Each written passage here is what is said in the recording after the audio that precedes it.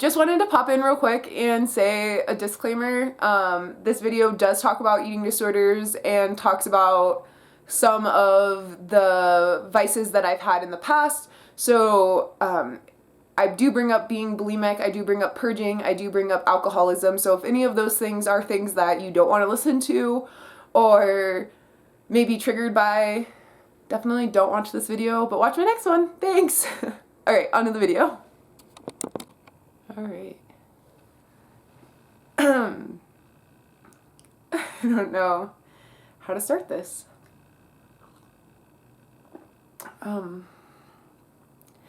Good morning, wonderful people. I hope that you're having a wonderful day or going to have a wonderful day. Today I just wanted to sit down and talk about kind of the elephant in the room, I guess, or what I call the elephant in the room. It's not something that comes up often in conversation with people, but I feel like it's something that I think about, so I feel like other people are probably thinking about it, and maybe I'm wrong. But the thing I want to talk about is my eating disorder and fertility. For me, I always have that doubt that my eating disorder has caused me to have reoccurring miscarriages. And that's hard for me because I've worked very, very hard to be in recovery. But it's there, you know, it's this lingering thing that always makes me wonder. And there's not a lot of information out there about it. So a little bit about my story. I got my first period probably around like 13, 14, and then it instantly went away. And a lot of that was because I did play competitive sports growing up. But at 16, I started binging and purging. And from there, my eating disorder just took on different shapes, different forms, everything from binge eating to exercising, like all my calories away, micromanaging my nutrition, dieting all over the place. I was on Weight Watchers at one point. I did restrict for a handful of times. I abused alcohol to be able to purge. Like, I've done a lot to my body. And I don't even know how much I'm gonna put in this video. Because it's personal, it's emotional, it's hard for me. It's hard now more than ever to accept my past and what I've done to my body itself. Because yeah, I do wonder if all that abuse for so long really caused these problems. And even though I have the vote of confidence from my doctor that they haven't, it's hard for that to not linger in the back of your mind. For me, in the research I found, a lot of the time infertility is caused by anorexia. And that's because of the malnutrition part, you not having enough body weight to be able to have a cycle, all of those kinds of things. And that makes sense to me. But there isn't a lot of information about those recovering from bulimia and the impacts of bulimia on fertility. I've been trying to find stuff, so if anyone has any information or guidance on where I could find, like, if my bulimia has caused fertility issues, or any kind of like diagnoses that come with having bulimia, like tied to fertility, like I would love to read anything about it. Everything that you Google or ask people, it's just so negative. And I know that that's not the case. Like, I personally know people who have recovered from an eating disorder and go on to have children and go on to have healthy relationships with their body. And I'm on my way there, you know, like I know I'm on my way there. So to kind of, I think I talked about this in a previous video, but just to give like some background as to how we got to where we're at this like today. My husband and I have been together about almost 5 years now, and we've been married for almost 2 of the 5 years. And when we got together, I was still purging. I was not doing anything to maintain my inpatient treatment to come out. I did inpatient when I was at school in Iowa, and then I went to graduate school, relapsed super hard, got back on track with the team there, moved out to Denver. I had about 9 months of no eating disorder engagement.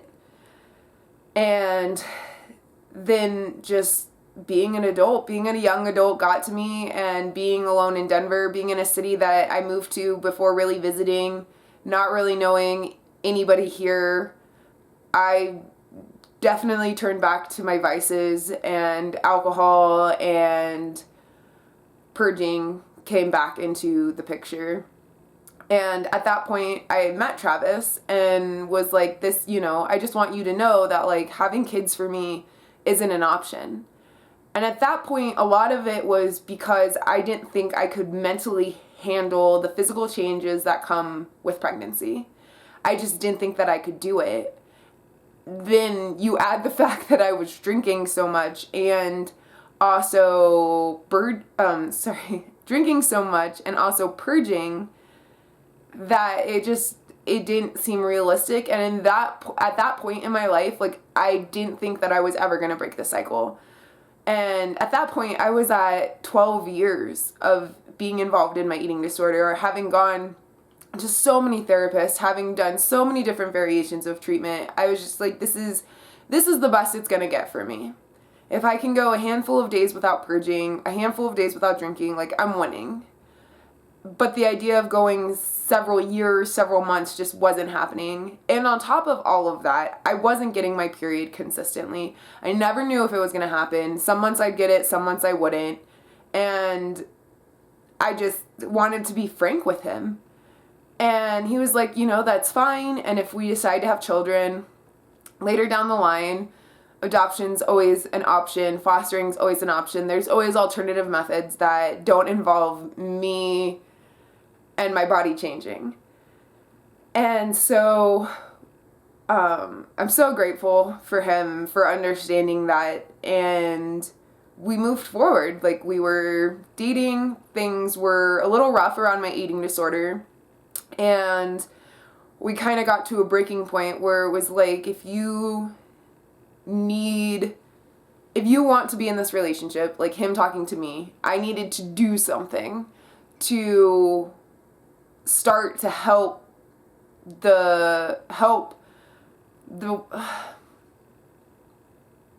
trying to think of the best way to say this.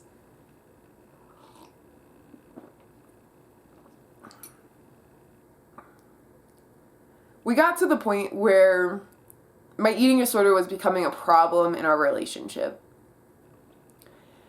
And I knew that, Travis knew that, and neither of us wanted to talk about it. And we got to a breaking point one day where it was like, I really needed the help.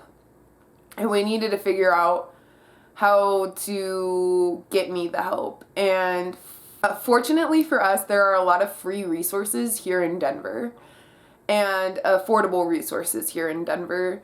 And so I was able to go to free group therapy at the Eating Disorder Foundation here. And I was also able to find subsidized one-on-one counseling through the People's House here in Denver as well. And both those things, committing to both those things, drastically helped my ability just to connect to people again. And there's something about being around others who get how you think and get how you get from point A to point B when no one else can see how you got there, and take these like big leaps and bounds in your mind with your thoughts about yourself and about other people.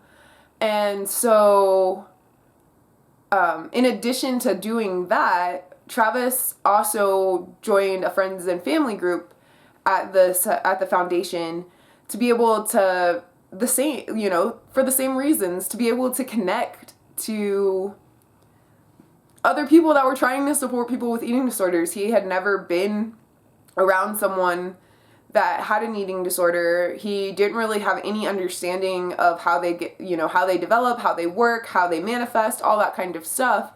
And so for the first time, he felt supported as well, with like other people, constantly feeling like they're saying the wrong things or not knowing what to say, or,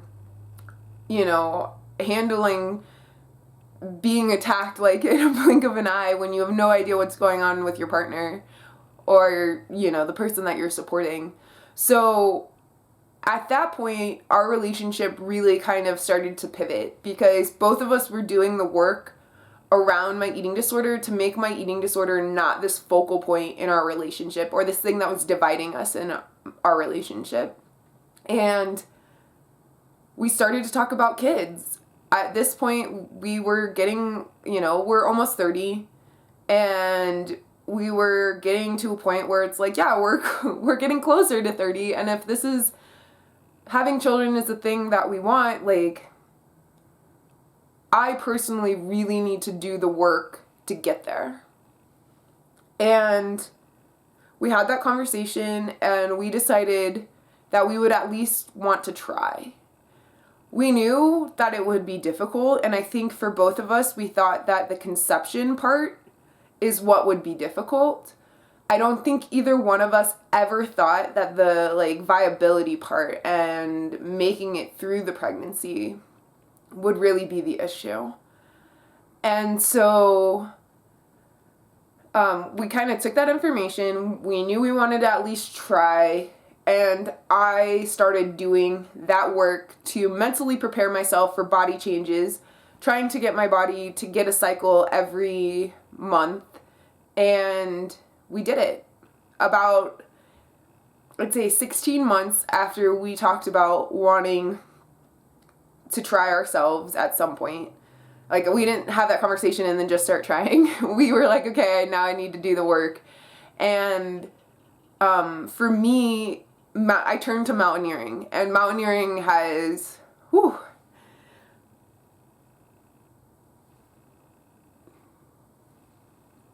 sorry about that. Oh my gosh.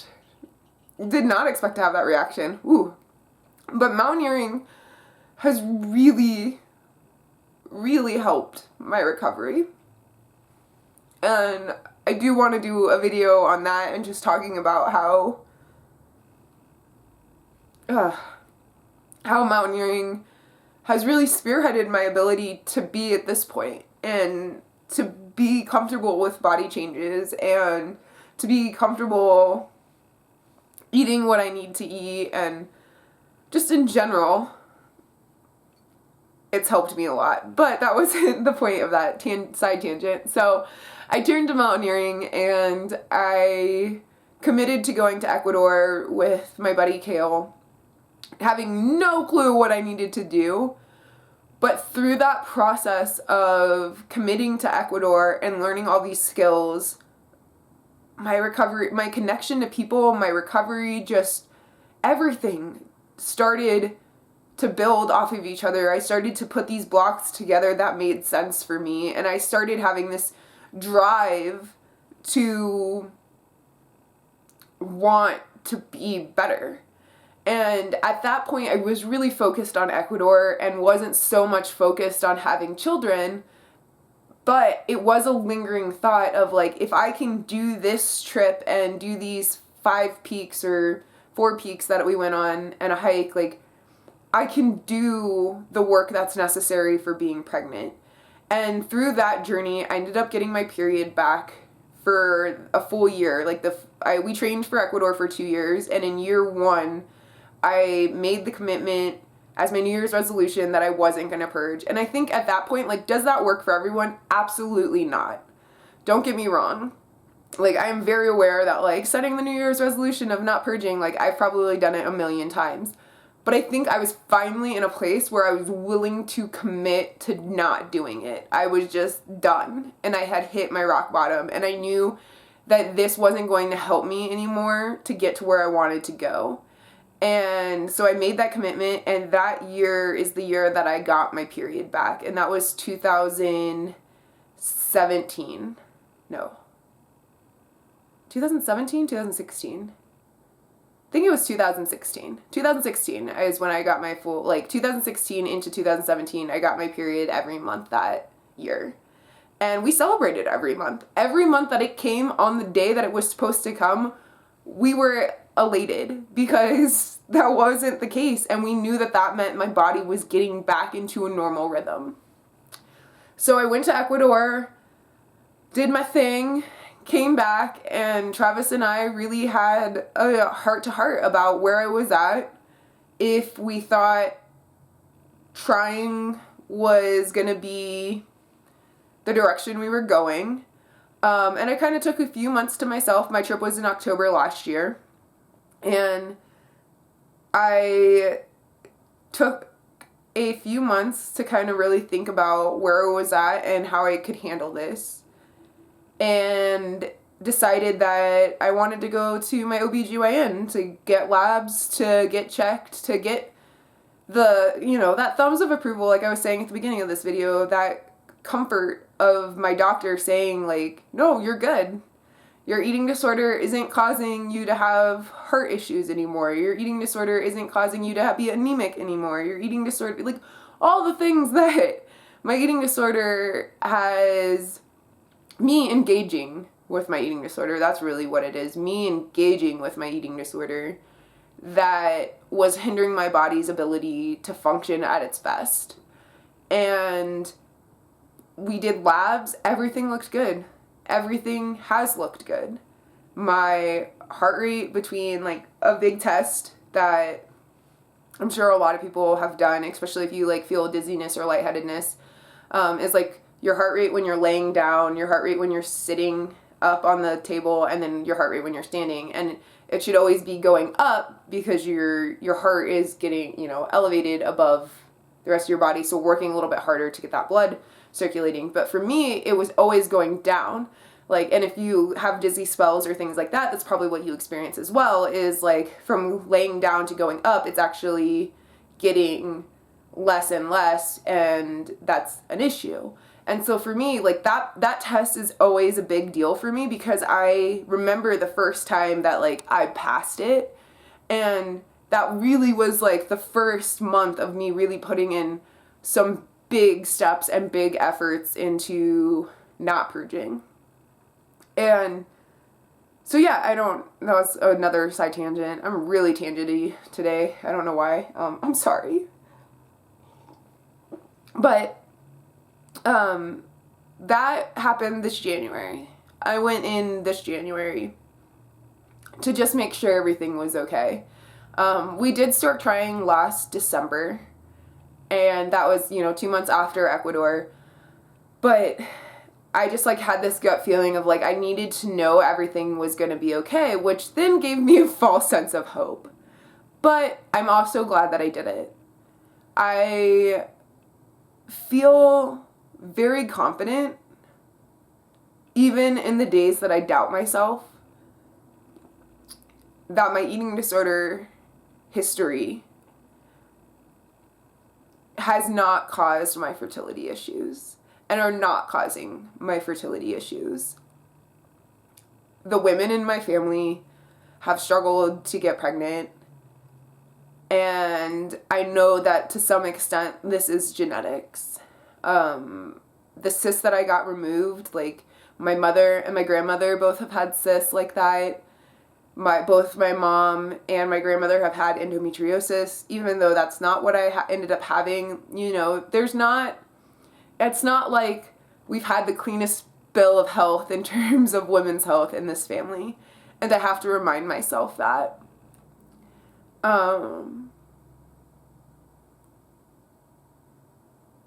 It's hard. It's hard to know that it could be. And I just have to believe in what my doctor's telling me and believe in myself to keep moving forward with my recovery and to keep doing big things. And the more that I am focused on my recovery, the more I'm becoming so in tune with my body and so comfortable and so proud of it. And I'd be lying if I said that it wasn't hard some days, and watching videos or seeing pictures of myself, especially in the mountains and in the outdoors, like, it's real hard for me when I see that, because I think I need to look a certain way, or I'm not badass enough to be out there. And I'm starting to just deal with the fact that I'm an awkward human being and I look a little different than most kind of ultra endurance athletes, but I'm out there giving it my best, loving my life, owning whatever time, whatever distance, whatever it is, because I love doing it. And that is starting to become my mantra and starting to become my reality. And that's awesome. And so moving forward, I'm really practicing trying not to blame myself for the fertility issues we're having. And, still waiting on the chromosomal test that we've taken. My husband is getting his blood drawn tomorrow. I believe it's tomorrow. Or maybe it's Thursday. And then we'll get the results from that. And we'll move forward from there. This has definitely been a unique and different journey. And it's one where I am glad that I'm sharing it, and I'm glad that I'm being open about it, and I'm glad that I'm not having shame around it or guilt. Because people struggle with all sorts of things that may or may not affect their fertility, that may or may not affect their daily lives. But I just want others to know that I get it. And I also get what it's like to be strong on the outside and struggling on the inside. And yeah, you're not alone. And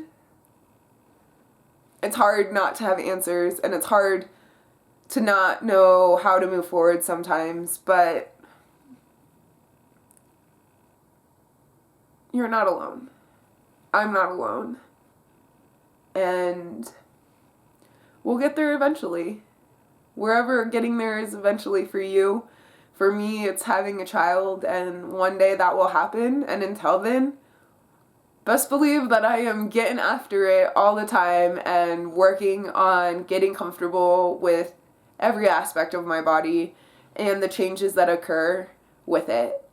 And yeah, I guess kind of just wanted to share that. I don't know. Like I said, I don't know if people think about that. I feel like they do because I do. And I know that it's been brought up maybe once or twice that like it could have been caused by my eating disorder. And so I kind of just wanted to throw that out there and let you guys know that it is something, or let everyone know that it is something that I'm aware of, that I don't deny, that I haven't forgotten, that I don't think about. But at the same time, it's something that I've been told by medical professionals that I'm healthy, that I'm doing well, that my body is doing the things it needs to do to conceive a child. And I'm stoked about that. And even if it doesn't happen naturally for us, I'm stoked that I got here. And I know we'll grow our family in whatever way is possible for us. So thanks everyone for watching my video, tuning in, subscribing, liking, whatever you're doing. It means a lot to me. Just watching this in general means a lot to me. And I hope that, this just gives you a little insight as to where I'm at with my eating disorder, a little insight into what it's like to be on this side of the fertility journey in recovery, and also just know that you're not alone, and everyone is struggling. And if you've been thinking, hey, maybe it's your eating disorder, don't worry, I think about that too, and I'm grateful that at least from a medical side it doesn't seem to be the issue. So yeah, well, I hope you have a great rest of your day, and I will have another video up for you guys soon. Bye!